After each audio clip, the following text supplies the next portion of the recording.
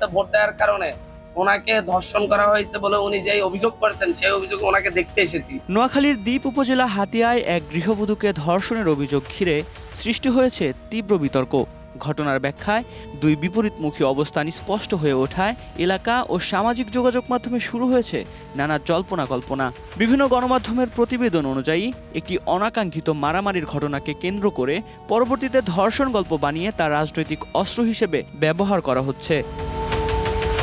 এদিকে অভিযোগটি দৃঢ়ভাবে সামনে এনেছেন সদ্য নির্বাচিত সংসদ সদস্য ও এনসিপি নেতা হান্নান মাসুদ। তিনি দাবি করেন, শাপলাকলিতে ভোট দেওয়ার কারণেই ওই নারী হামলার শিকার এবং পরবর্তীতে ধর্ষণের মতো নৃশংস ঘটনার মুখোমুখি হয়েছেন।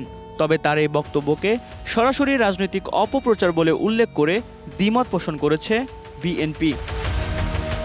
অন্যদিকে বিএনপির পক্ষ থেকে বলা হয়েছে, ঘটনাটি পরিকল্পিতভাবে সাজানো নাটক, যার উদ্দেশ্য বিএনপিকে কলঙ্কিত করা। কেন্দ্রীয় ছাত্রদলের সাধারণ সম্পাদক নাসির উদ্দিন নাসির বলেন, নিরপেক্ষ তদন্তেই প্রমাণিত হবে কে সত্য লুকাতে চাইছে আর কারা মিথ্যাকে রাজনৈতিক হাতিয়ার বানাচ্ছে। তিনি আরও বলেন, রাজনৈতিক প্রতিহিংসা চরিতার্থ করতে ধর্ষণ শব্দটি ব্যবহার করা শুধু অসৎ নয়, জাতির প্রতি প্রতারণার শামিল।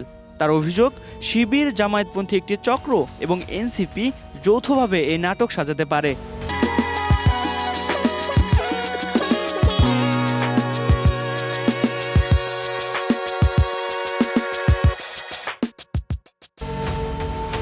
বিভিন্ন গণমাধ্যমে উঠে এসেছে ঘটনার দিন 14 ফেব্রুয়ারি দুপুরে মারামারির ঘটনায় আহত গৃহবধূকে নোয়াখালী জেনারেল হাসপাতালে ভর্তি করা হয়।